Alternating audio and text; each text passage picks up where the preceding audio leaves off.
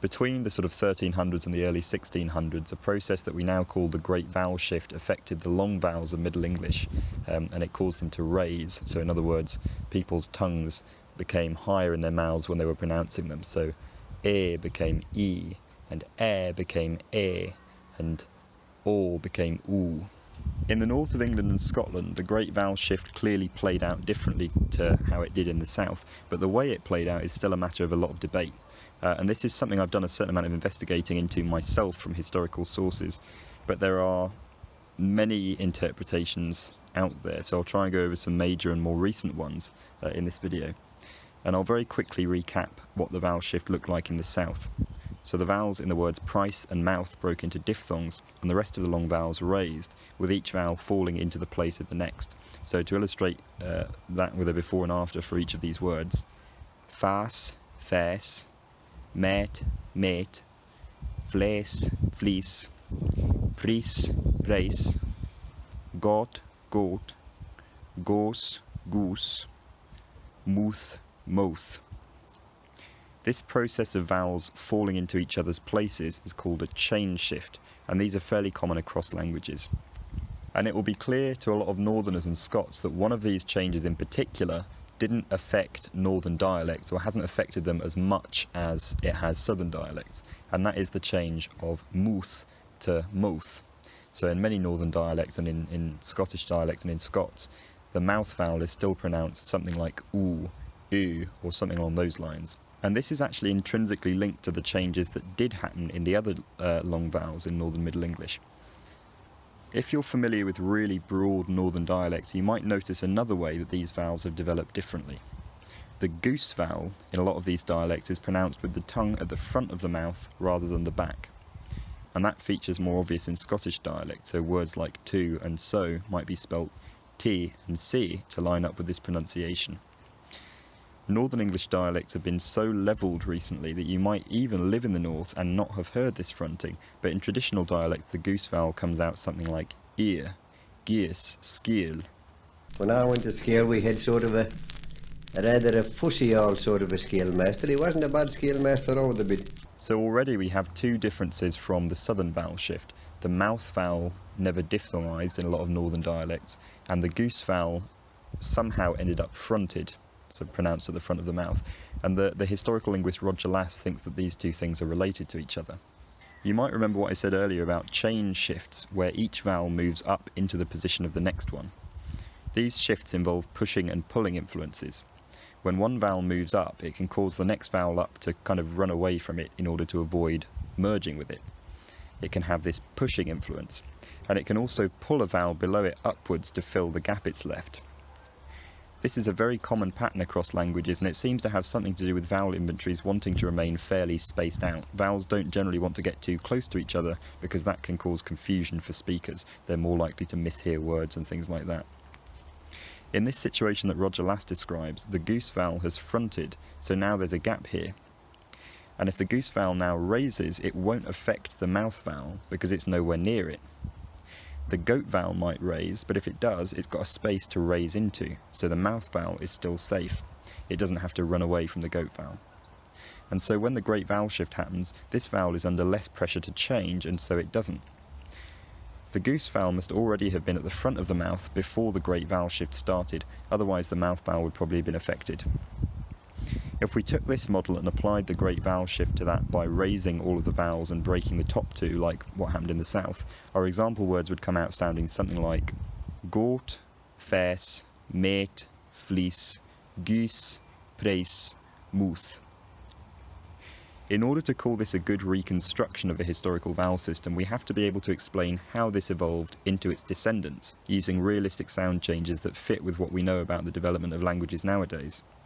But there's one thing about this particular reconstruction that doesn't really fit, and that is the goat vowel.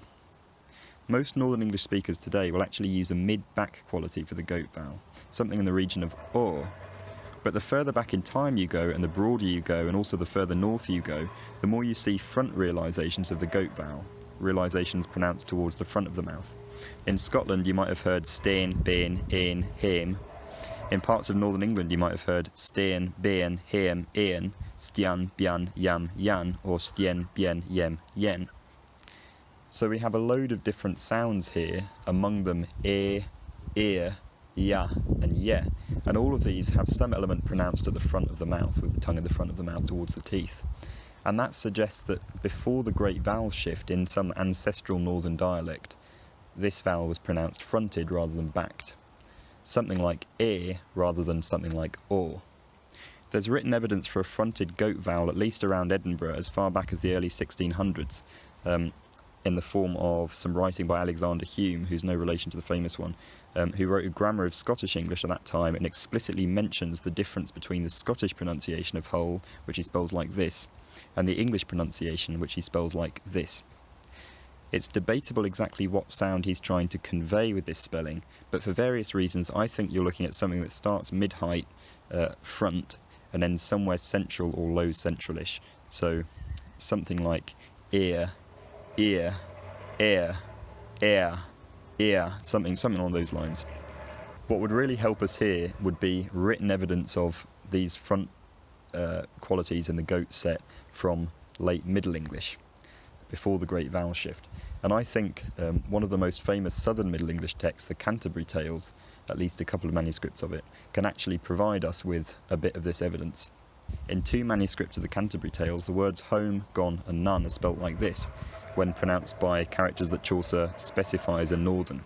And bear in mind that Chaucer himself is a southern writer, but in the Reeve's tale he writes northern characters and deliberately includes northernisms in their speech, so these spellings have been interpreted as northernisms. And in manuscripts that are actually from the north, these words tend to just be spelt with an A, so people like Tolkien dismiss these double E spellings as random flukes that don't really mean anything. Simon Horrobin much more recently has suggested that these might be reflexes of Old Norse loanwords, which have now been replaced by their southern counterparts. But I think that these spellings represent the northern front vowel we've been looking for, nain, gain, heim. Now that does demand an explanation. Why don't those spellings exist in northern texts written by native speakers of northern Middle English? Why do they only exist in a text written by a southerner? I think that can be explained in a couple of ways, which are probably both true to some extent. I think spelling convention plays a very large part in this. So modern English is proof positive that spelling doesn't always reflect pronunciation one-to-one. This word isn't pronounced stonne. This word isn't pronounced home. We spell them this way because that's spelling convention, that's how we've learnt to spell these words. An O followed by a word final E is probably pronounced O, and the E is probably silent. That's just a spelling convention that we're used to. In the same way, just because northerners were spelling these words with an A doesn't mean that they were necessarily pronouncing them with an A sound. They don't have to be ham, gan, nan, they could be hem, gen, nen. People could just be spelling with an A because that's how they learnt to spell, and all of the texts they've ever read spell things in that way. But what we see with Chaucer isn't normal spelling convention. It's a southerner breaking from convention to try and represent a northern vowel sound. He's not limited to northern spelling convention, he's just writing the sound as he hears it. Southern spelling convention normally represents this air sound with a double E, so that's how he spells it. And of course it's also possible that pronunciations were different across the north, but I think this air pronunciation won out, and that's why you have the later dialect forms that I described. I have my own ideas about one course of events which I'll describe towards the end of the video, but there are other researchers like Hilary Pritchard who have done more recent work on the Great Vowel Shift in the North and some debates surrounding it. One of the major ones has been about how unified the vowel shift was. We've already been over that the northern Middle English vowel system was a bit different to the southern one, but was the northern vowel shift fundamentally the same sequence of changes just applied to a different vowel system, or was it a different sequence of changes altogether? Jeremy Smith suggested that the southern and northern vowel shifts are two separate things, that in the north the front vowels were subject to much more change than the back vowels, which is why the back vowel in words like mouth stays as muth. Hilary Pritchard's made an interesting argument based on the Orton dialect survey of the 1950s and 60s, which I've used here before, and it says that the vowel shift was probably fundamentally the same process across the country, with slightly different outcomes because the Middle English vowel system was different from place to place. And she draws out some interesting patterns that might explain why the mouth vowel diphthongized in certain parts of the north but not in others. And a really important thing she mentions is that southern influence has caused a diffusion of southern features into the north that's really clouded a lot of patterns. You can see an example of this in the vowel in the words oak and clothes. If you ask a Northern English speaker born after about 1980 how they pronounce these words, you're likely to get a back vowel something along the lines of oak, clothes, although obviously the exact quality will differ from place to place. But the sample Pritchard uses is made up of speakers born in the late 1800s, and of the people interviewed, every single one north of Kendal has front vowels in these words, eich cleaths or eich cleaths. And some of you might be thinking, well, that's Scottish, isn't it? That's a Scottish thing that's leaked into Northern England. And I would kind of agree with that. Because when I was looking into the Cumbrian vowel system, I came up with a chain shift that I think explains the later Cumbrian system, taking into account Northern English and Southern Scottish spelling evidence.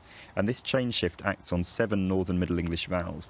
I think the big difference between this shift and the Southern shift is that in this shift a lot of diphthongs get dragged in, but the Southern shift just acts on long monophthongs. Bear in mind the vowels I'm about to mention aren't the only ones in the Northern Middle English vowel inventory, they're just the ones that are relevant to the shift. But our 7 Northern Middle English vowels are the vowels in hail, bort, die, hail, team, hail, byk. There are a lot of front vowels here, and for a modern English speaker it might be hard to tell the difference between a lot of these vowels, but plenty of modern languages have vowel distinctions that are finer than this, and in the same way as I'd never get confused between seed and sid and seed, our hypothetical Northern Middle English speaker would never get confused between hail and hail. Now remember how a chain shift works. As one vowel shifts its position, another vowel shifts into its old position. In this case, I think the chain shift probably started with the hail vowel breaking to a centering diphthong, a diphthong where the tongue starts off at the edge of the vowel space and gets more central. Hail, hail. And symmetrically with that, the corresponding back vowel, the vowel in bort, also broke to a centering diphthong, bort, bort, because sound changes often symmetrically affect front and back vowels at the same time. Now that hail has diphthongized to hail, it's left a gap for this monophthongal air vowel. I think the vowel in die monophthongized and raised to fill this gap, so die becomes de. And this leaves a gap where the I diphthong used to be. The diphthong in hail changes to fill this gap, so hail becomes hail. Now there's a gap where the A diphthong used to be. The vowel in the word team diphthongizes to fill that gap. Team becomes tame. And finally there's now a gap where E was. The vowel in hail raises to fill that gap. Hail becomes heel. The last change isn't related to the main chain shift. It's the vowel in byk diphthongizing to something like birk. This change is fairly geographically limited, I think, so it might have happened quite a bit later on. I'll probably end up doing a Northern English development video, like I did with London English at some point, but for the time being, here's one made-up sentence before and after the vowel shift.